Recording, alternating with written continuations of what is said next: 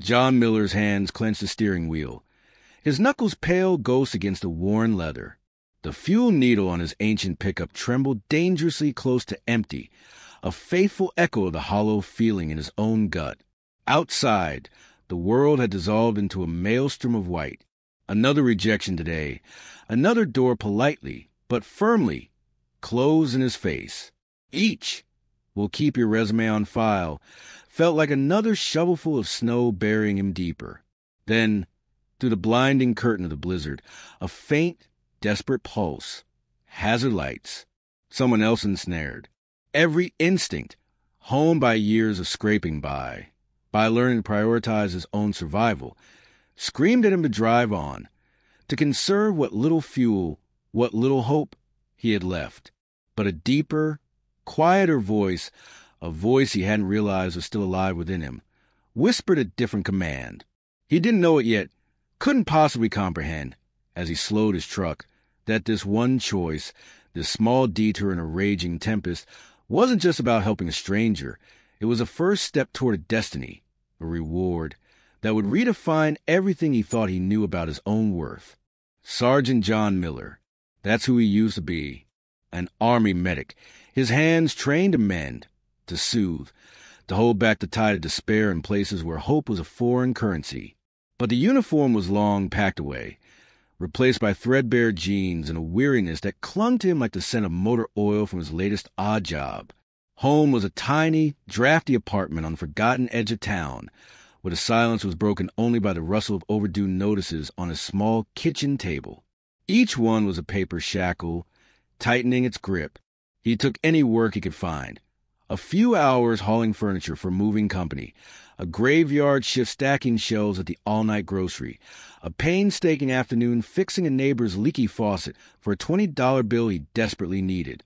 Every day was a quiet battle, fought not with bullets and bandages, but with dwindling savings and persistent, gnawing fear what tomorrow might bring. His old truck, a relic from a more optimistic time, mirrored his own condition, battered, coughing, but stubbornly refusing to give up.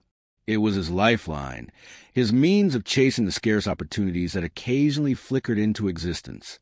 Loneliness was a constant, unwelcome shadow.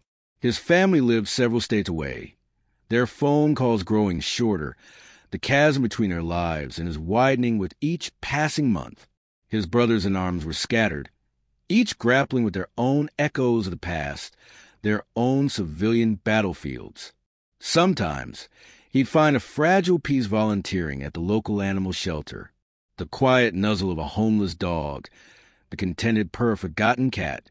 These small, uncomplicated affections were a balm to his bruised spirit. He'd fix a broken gate, scrub a floor, offer a gentle word. These small acts of service, a faint reminder of the man he once was, the man he sometimes feared he'd lost forever.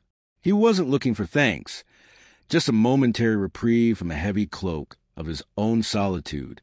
That Tuesday had dawned with a sliver of false hope. A job interview. Not just any job, but a permanent position as a maintenance supervisor at a small manufacturing plant. It felt like a chance, a real chance, to finally get his feet on solid ground. He'd shined his worn boots, ironed his least faded shirt, rehearsed his answers. But the manager's eyes, cool and appraising, had slid over his resume, pausing only briefly on the years marked U.S. Army.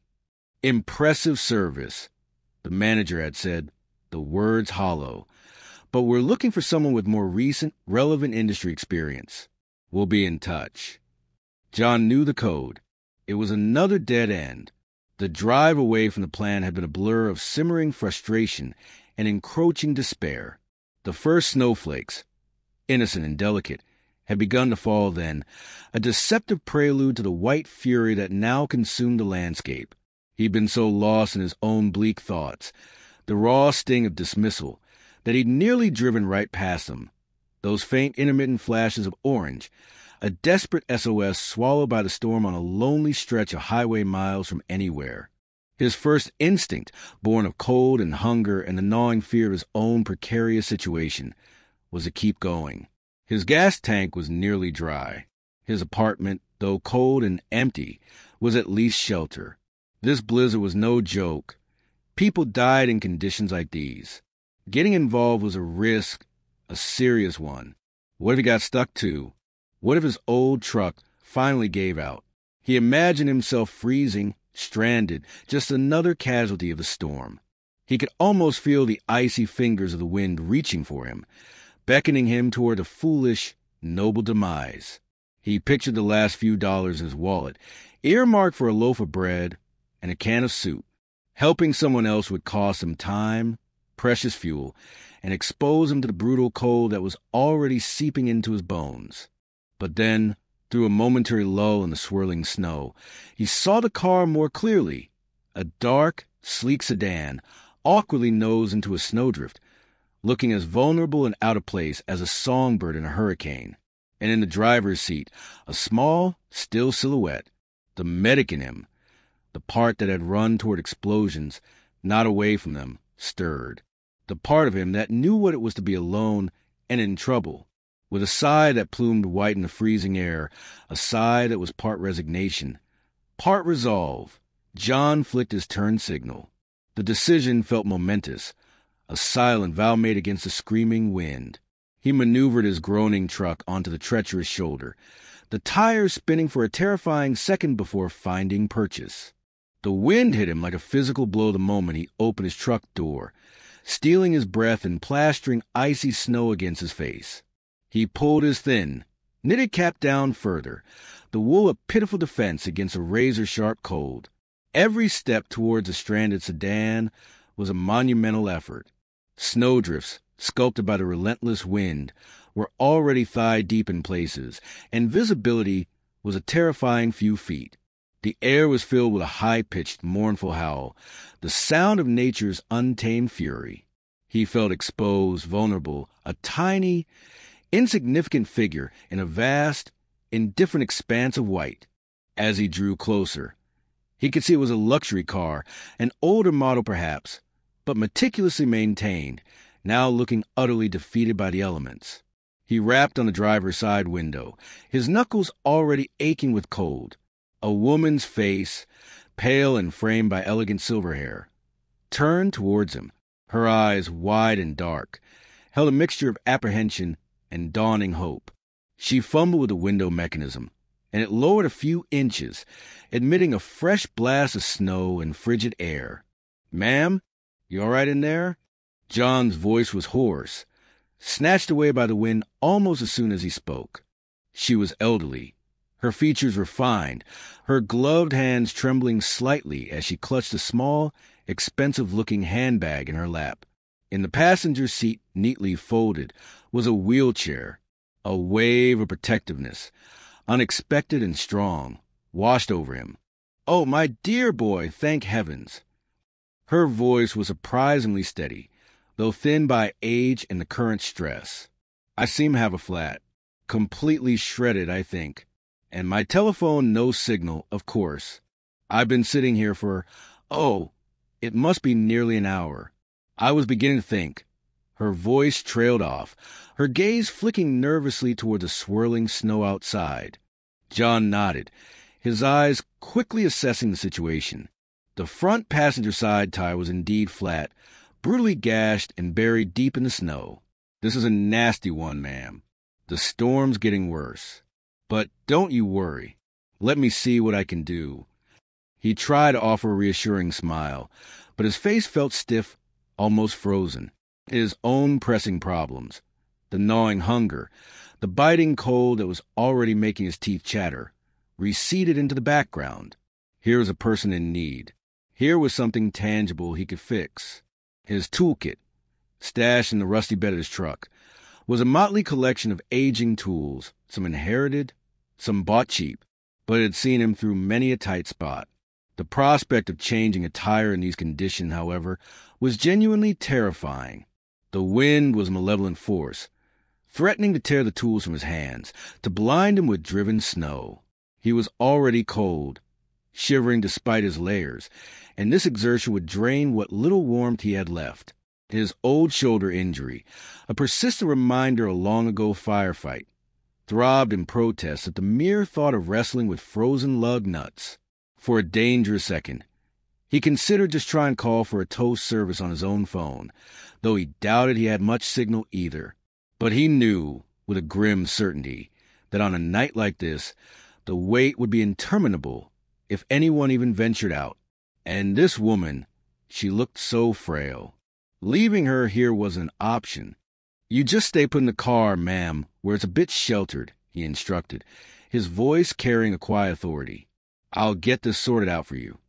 He trudged back to his pickup, the wind trying to push him backwards, the snow already obscuring his fresh footprints. He retrieved his jack, his lug wrench, and a pair of thin, cracked leatherwork gloves. They wouldn't offer much protection against a brutal cold, but they were better than bare hands. Kneeling by the flat tire, the freezing metal of the wrench bit into his fingers even through the worn leather. The lug nuts were seized, frozen solid. He positioned himself, bracing against the wind, and threw his weight into the wrench, grunting with the effort, his breath exploding in white clouds. One by one, with agonizing slowness and a series of protesting screeches from the metal, they began to yield. The wind whipped his hair into his eyes, and melted snow trickled uncomfortably down the back of his neck.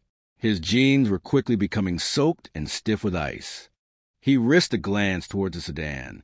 He could see Mrs. Ainsworth's silhouette, her face pressed close to the window, watching him. He managed a quick thumbs up, a gesture of reassurance he didn't entirely feel himself, then turned back to his grim task. The jack was precarious on the icy, uneven ground beneath the snow. He had to scoop away handfuls of snow with his gloved hands, searching for a patch of solid earth, his fingers screaming in protest at the contact with the freezing slush. Every movement was a battle. His muscles burned, his fingers were rapidly losing sensation, and a deep, penetrating cold had begun to settle into his core. He thought fleetingly of his small, cold apartment, of the thin vegetable soup he'd planned for dinner. It felt like a distant, unattainable paradise. After what seemed like an age of brutal, relentless effort, the ruined tire was finally off. He then had to wrestle the spare from its compartment in her trunk. A small mercy, it was properly inflated. Maneuvering the heavy spare tire into place was another Herculean struggle, his body trembling violently now with cold and exertion. His arms ached, his back screamed, but he worked with grim, focused determination, his mind retreating into that disciplined space he'd learned to access under fire. Block out the pain. Focus on the task. Get it done. He just had to get this done. As he torqued the last lug nut into place, a wave of dizziness, sharp and sudden, washed over him.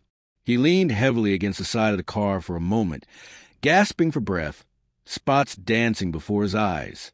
He was soaked through, every layer of clothing plastered to his skin, and the shivering was uncontrollable, racking his entire frame. Mrs. Ainsworth had managed to roll her window down again. "Young man," she called out, her voice surprisingly strong, laced with genuine alarm. "You must be absolutely frozen. Please, you've done more than enough. You look like you're about to collapse." John straightened slowly, forcing a weak, chattering smile. Almost there, ma'am.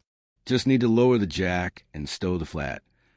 He completed the job with fumbling, numb hands, his movements clumsy, stowing the heavy, damaged tire, and his tools felt like lifting lead weights. His hands were so cold, he could barely curl his fingers around the wrench. He made his way back to her window, leaning against the doorframe for support. "All set," he managed to say, his teeth clattering so hard he could barely form the words. "You should be good to go now. But please, drive very carefully. These roads are treacherous." I simply don't know how to thank you," she said, her eyes, bright and remarkably astute, shining with unshed tears. "You are a true angel of mercy, a good Samaritan in every sense of the word." She reached for her handbag, her movements quick and decisive despite her earlier frailty. "Please, you must let me give you something for your extraordinary trouble. It's the very least I can offer." John shook his head, though the image of a warm meal, of a few extra dollars to ease the crushing weight of his bills, flickered tantalizingly in his mind. "No, ma'am. Really, No need for that. Just glad I could help. Anyone would have done the same. Even as he said it, he knew it wasn't entirely true. He'd seen other headlights in the distance before the storm had fully closed in, none of them slowing, none of them stopping. Nonsense, she insisted, her tone gentle but firm. Not everyone would stop in a blizzard like this, putting themselves at such risk. You are a very brave, very kind young man. Her gaze was direct, searching, as if she were seeing something more than just a cold, bedraggled stranger. Where are you headed in this dreadful weather? Perhaps I could. Well, at the very least, you look like you could use a hot drink and a warm fire. John hesitated. The thought of a warm drink, of even a few minutes' respite from the relentless, bone-chilling cold, was almost overwhelmingly tempting. But he was a mess, soaked and shivering, and he didn't want to impose on this clearly affluent woman. I live just on the other side of town, ma'am, he stammered. I'll be all right. My truck's heater, it'll warm me up. He knew his truck's heater was temperamental at best. Please, she said, and there was a note of quiet, undeniable authority in her voice now, the kind that brooked no argument. My home isn't far from here, just off the Old Mill Road. I absolutely insist. Let me offer you some coffee, a chance to thaw out properly. It's the only way I'll feel right about this. She paused, then added, a touch of vulnerability softening her tone. And to be perfectly honest, after that ordeal, I'd feel much better if you followed me for a bit. I'm still rather shaken. He looked at her then, really looked at her, at the genuine concern etched on her face, the intelligence in her clear eyes, and he felt a flicker of warmth that had nothing to do with the promise of coffee. It was the warmth of human connection, unexpected and profound. All right, ma'am, he conceded, a genuine smile finally reaching his own eyes. That would be very nice. Thank you. He carefully helped her maneuver her car out of the snowdrift and back onto the partially plowed roadway, his own truck idling faithfully nearby, its engine sounding rough in the frigid air. Then, with joints protesting every movement, he climbed back into his pickup. His body screamed as the cold vinyl seat leached away what little warmth remained. He followed her taillights, two small red beacons of hope in the swirling white chaos, feeling a strange sense of responsibility, an even stranger, almost protective connection to the elderly woman whose life he had briefly, unexpectedly, intersected with. The drive was a slow, nerve-wracking crawl. The roads were slick sheets of ice hidden beneath a treacherous blanket of fresh powder. John maintained a careful distance, his gaze fixed on Mrs. Ainsworth's sedan. He could see she was a competent driver, handling the dangerous conditions with calm precision, and he felt a grudging admiration for her composure. After about 15 minutes that stretched into an eternity, she signaled and turned off the main road, heading down a long, gracefully curving driveway flanked by ancient, snow-laden oaks. He hadn't anticipated this. The driveway, clearly well-maintained even in this weather, led toward a large, imposing house, a grand Victorian structure with wide, welcoming porch and tall, mullioned windows, now softly illuminated from within. It was undeniably a home of considerable substance, exuding an air of quiet dignity and old money rather than ostentatious wealth. It was a universe away from his cramped, threadbare apartment. She parked near the sheltered front steps, and John pulled his battered truck up beside her gleaming sedan. The contrast was almost comical. He hurried to her side, unfolded her wheelchair from the passenger seat with a practiced efficiency he hadn't realized he still possessed from his medic days, and gently assisted her into it. She navigated the accessible ramp leading to her wide porch with an ease that bespoke long familiarity. Come in, my dear boy," she said, her voice warm as she pushed open a heavy, carved oak door. "Don't stand out there shivering in the cold a moment longer." The wave of warmth that enveloped him as he stepped across the threshold was almost shocking in its intensity. It was a dry, comforting heat, carrying the faint, elegant sense of beeswax, old leather-bound books, lemon polish, and a subtle, lingering aroma of something sweet and spicy, perhaps cinnamon from an earlier baking endeavor. The hallway was vast and welcoming, with a gleaming, polished hardwood floor partially covered by a rich, intricately patterned oriental rug. Ancestral portraits in heavy gilt frames adorned the high walls, and a majestic grandfather clock ticked a sonorous, comforting rhythm in a shadowed alcove. It was undeniably a home filled with history, with untold stories, with a palpable sense of lives well lived. "Please, come through to the sitting room," Mrs. Ainsworth said, expertly wheeling herself ahead. "You can leave your wet things there by the door. I'll fetch you a towel right away, and then I shall make us some coffee. Or would you prefer tea? Or perhaps even a hot chocolate? I make a rather good one, if I do say so myself." "Coffee would be wonderful, ma'am." "Thank you very much," John managed, his voice still rough and unsteady. He gratefully shed his soaked, frozen jacket and his sodden beanie, wincing slightly at the puddle of melted snow forming around his worn boots on the immaculate floor. He felt acutely self-conscious, a rough, disheveled intruder in this elegant, perfectly ordered sanctuary. The sitting room was even more inviting. A large, magnificent fireplace dominated one wall, a cheerful fire crackling and spitting merrily within its marble hearth, casting dancing shadows on the richly colored walls. Floor-to-ceiling bookshelves, crammed with thousands of volumes of all shapes and sizes, flanked the fireplace.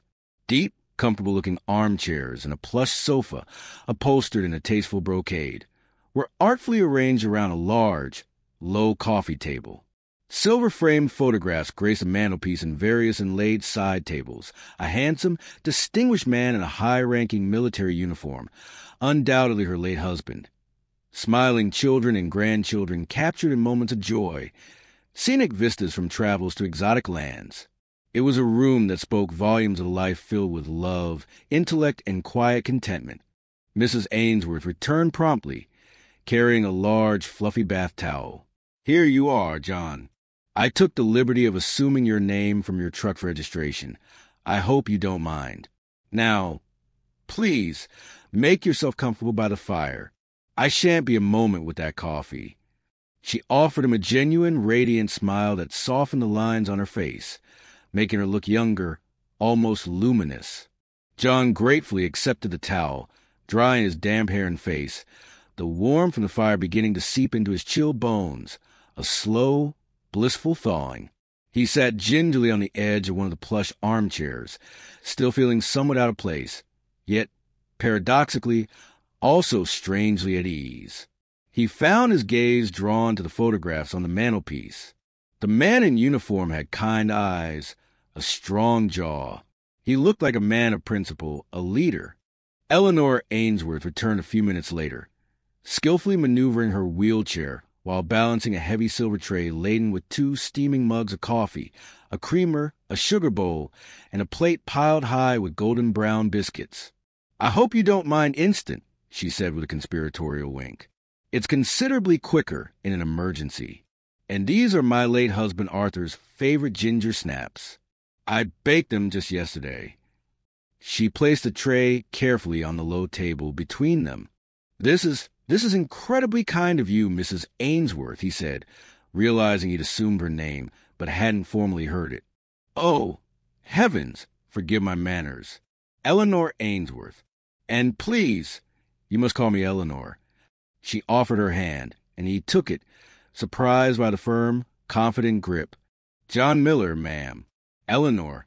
He wrapped his still-numb fingers around the warm mug. The coffee was hot, strong, and fragrant. He took a tentative sip. It was ambrosia, the best thing he'd tasted in what felt like an eternity. The warmth spread through his chest, a comforting wave chasing away the last vestiges of the numbing chill.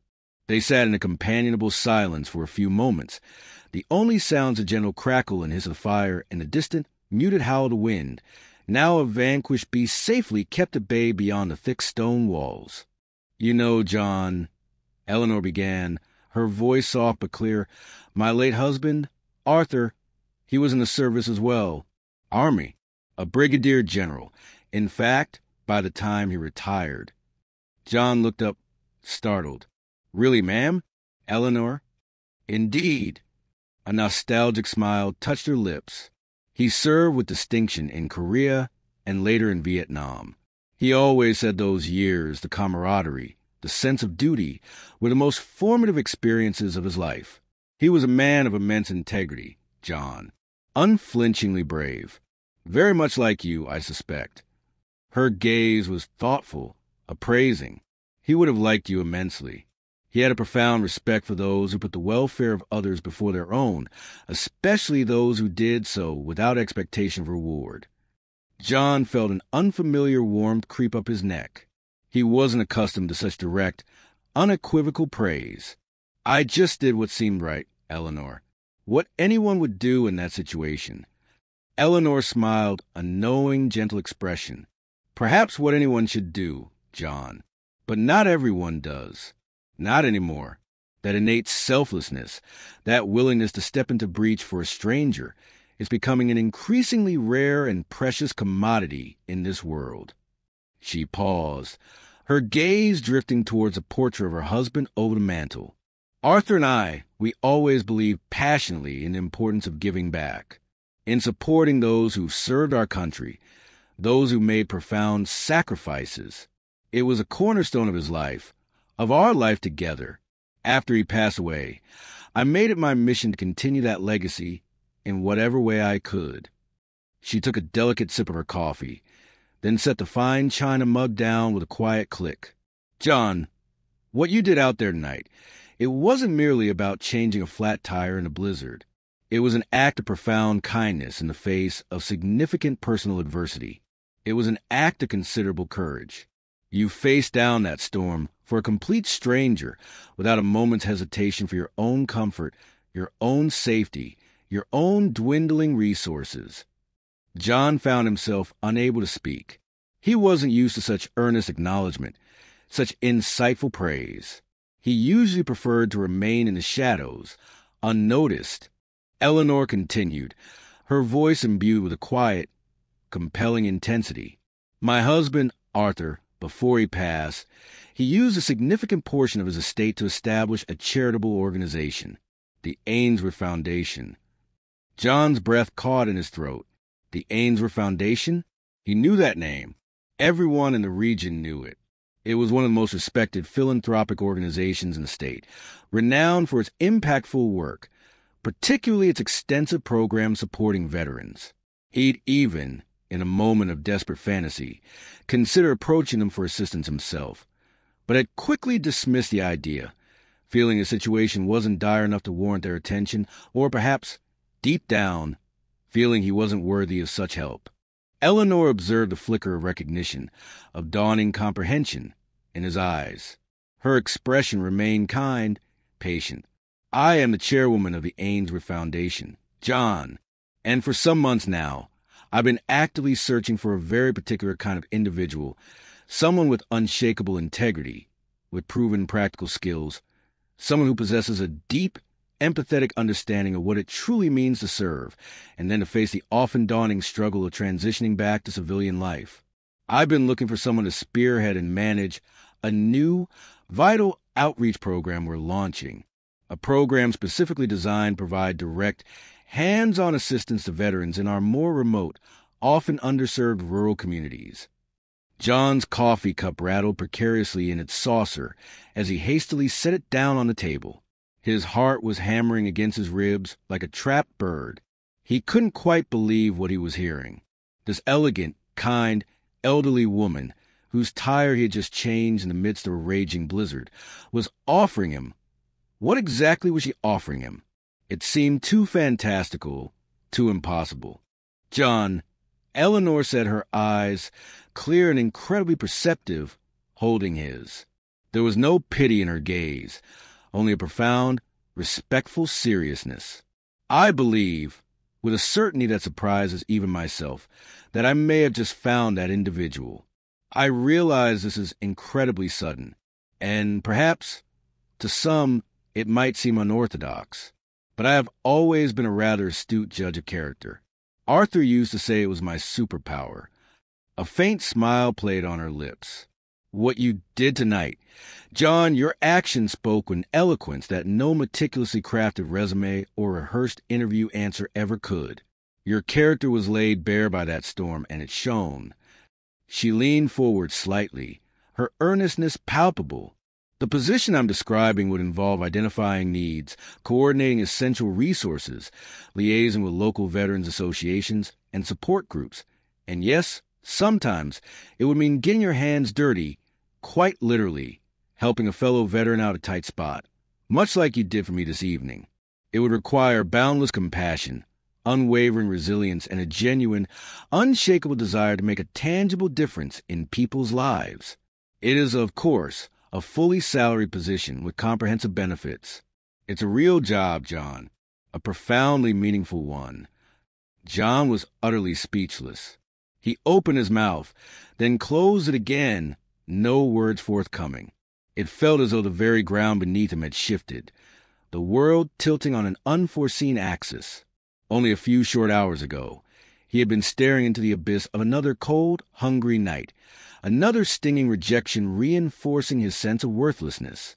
And now this unbelievable, life-altering opportunity, a role that seemed almost divinely tailor-made for his skills, his experiences, his very soul, offered to him by a woman he'd encountered by sheer chance in the heart of a blinding snowstorm. It was, without exaggeration, beyond his wildest, most audacious dreams. It was more than a lifeline. It was a resurrection. Tears, hot and unexpected, welled in John's eyes, blurring the image of Eleanor's kind, intelligent face. He hadn't wept in years, not since, well, not for a very, very long time. He hastily swiped at his eyes with the back of his trembling hand, a flush of embarrassment warming his cheeks. I don't know what to say, Eleanor. He finally choked out, his voice thick with a storm of emotions, disbelief, gratitude, overwhelming relief. Are you truly sure? About me? Eleanor's smile was gentle, deeply understanding. I am more than sure, John. I am certain. Tonight, I witnessed an act of quiet, unassuming heroism. Not the flashy, headline-grabbing kind you see in movies, but the real, enduring kind. The kind that sees what needs to be done and does it without fanfare, without expectation of reward, simply because it is the right thing to do, even when it's hard, especially when it's hard, even when no one is watching, or so you thought. Her eyes twinkled. That, John, is precisely the kind of character, the kind of person we desperately need. That is the kind of person Arthur would have championed with all his heart. A profound wave of gratitude, so potent it nearly buckled his knees, washed over John. The immense, crushing weight he'd been carrying for so long, the constant, grinding struggle, the pervasive sense of being adrift, forgotten, invisible, it suddenly miraculously felt lighter, almost buoyant. This wasn't just a job offer. It was a profound affirmation of his worth, of his very being. It was a chance to reclaim his lost sense of purpose, to utilize his hard-won skills and experiences not for destruction or mere survival, but for healing, for building, for service once more. I would be deeply honored to be considered for such a role, Eleanor, he said, his voice trembling but clear. More than honored. Thank you.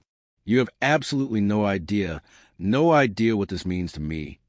He thought of the countless sleepless nights he'd lain awake, staring at the cracked ceiling of his tiny apartment, wondering if his life would ever hold meaning again, if he'd ever truly escape the long, cold shadows of his past. And here in this warm, firelit room, with the blizzard still raging like a defeated beast outside, a brilliant, unwavering light had been kindled in the very core of his being. Eleanor's eyes sparkled with a mixture of delight and satisfaction. The honor, John, would be entirely ours. We can discuss all the pertinent details once the storm has fully passed and the roads are clear. Perhaps you could come by the Foundation's offices later in the week? When it's convenient for you, of course. For now, please, drink your coffee. It will get cold, and you absolutely must have another ginger snap. Or two. You have more than earned them. Eleanor's eyes sparkled. They talked for another hour, perhaps longer, as the storm gradually spent its fury on the world outside. But within the warm, inviting confines of Eleanor Ainsworth's sitting room, a sense of profound peace and burgeoning, almost sacred hope filled the air. John found himself speaking with an openness he rarely allowed himself, telling her a little more about his service, about the specific challenges and frustrations he'd faced since returning to civilian life, about the gnawing sense of displacement. Eleanor listened with an attentive, patient grace, her empathy a palpable, comforting presence. She, in turn, shared more stories of Arthur, of their life together, of the deep-seated passion that had fueled their shared commitment to helping others. An unlikely, yet incredibly strong, bond began to form between them, a connection forged in the crucible of a winter tempest, and cemented by shared values, mutual respect, and the transformative power of unexpected kindness. When the blizzard finally began to relent, hours later, its angry roar diminishing to a weary sigh, John felt like a new man. The bone-deep exhaustion was still there, a testament to his earlier ordeal, but it was now overlaid with vibrant, almost electric energy, a renewed sense of vitality he hadn't felt in years. Eleanor insisted he take one of her late husband's old, warm woolen overcoats. "Arthur wanted you to have it," she'd said firmly, and a large thermos filled to the brim with fresh, steaming coffee for the journey home. As he stood on her wide, snow-dusted porch, ready to depart, he turned back to her, his heart overflowing. "Eleanor," he said, his voice husky with emotion, "thank you for everything. You didn't just rescue me from the cold and the storm tonight. You've given me back something I was terrified I'd lost forever. You've given me back hope." She reached out and gently patted his arm, her eyes shining. "Nonsense, John. You had it within you all along. Sometimes we all just need someone to see it, to acknowledge it. Now, go home and get some well-deserved rest. We have important work to do, you and I." The drive home, though still on slick and snow-drifted roads, felt entirely different. John barely noticed the lingering hazards. His old truck, warmed by Eleanor's kindness and the promise of a new beginning, seemed to run smoother, its engine humming a contented tune. The world outside his windshield, though still cloaked in a vast expanse of white, seemed brighter, sharper, imbued with an almost magical sense of promise. The drive home, though still on slick and snow-drifted roads, felt entirely different. John barely noticed the lingering hazards. His old truck, warmed by Eleanor's kindness and the promise of a new beginning, seemed to run smoother, its engine humming a contented tune. The world outside his windshield, though still cloaked in a vast expanse of white, seemed brighter, sharper, imbued with an almost magical sense of promise. Months later, John Miller was not just surviving, he was thriving. The Ainsworth Foundation's new rural outreach program, under his capable and compassionate stewardship, was already making profound, tangible difference in the lives of countless veterans across the state. He'd moved out of his cramped, cold water flat and into a small, comfortable cottage on the outskirts of town, conveniently closer to the Foundation's main office. The restless, anxious energy that had once plagued his days and haunted his nights was now channeled into his work, into finding creative solutions, into cutting through red tape, into offering a steady, understanding hand up to men and women who, like him, had served their country and now faced their own private battles on the home front. He discovered he had a natural gift for connecting with them, for understanding their unspoken frustrations, their hidden wounds. The nightmares still visited him occasionally, but they were less frequent now, their terrifying edges softened by the profound satisfaction of his renewed sense of purpose. His friendship with Eleanor Ainsworth deepened into a warm, familial bond. He made it a point to visit her at least once a week, not out of any sense of obligation, but out of genuine affection and deep gratitude. He'd often help with small chores around her large, historic house, mending a loose porch step, pruning her beloved rose bushes in the spring, or simply sharing a quiet cup of coffee and listening to her insightful stories. She was no longer just a benefactor or the woman he'd rescued from a storm. She had become a cherished mentor, a guiding star, a beloved member of his newfound family. And for Eleanor, John's presence, his quiet strength and gentle humor, filled a space in her life she hadn't realized was empty. She saw in his dedication, in the success of the program he led, the vibrant, living legacy of her beloved Arthur and her own, continuing to unfold in beautiful, unexpected ways. Sometimes, when the snow fell, soft and silent now, blanketing the world in a pristine hush, John would pause and look out his window, his mind drifting back to that furious, life-altering blizzard. He'd remember the blinding white, the stranded car, the frail but resolute elderly woman in the wheelchair. He would marvel yet again at how one single decision, one simple act of stopping to help a stranger in distress, had so completely rerouted not just his perilous journey home that frozen night, but the entire trajectory of his life. It served as a constant, powerful reminder that kindness, even when offered in the harshest of storms, in the bleakest of personal moments, could indeed blossom into rewards far beyond one's wildest, most hopeful dreams, not just in what is received, but, more importantly, in what one is empowered and inspired to give back to the world. The world, he had learned through the grace of a flat tire and a compassionate heart, was full of unexpected connections and hidden goodness, waiting to be discovered. And sometimes he knew with a certainty that warmed him to his very soul, the greatest act of courage were quiet ones, the everyday acts of decency and empathy, and that, he understood profoundly, was a truth worth cherishing, a beacon of enduring hope in any kind of weather.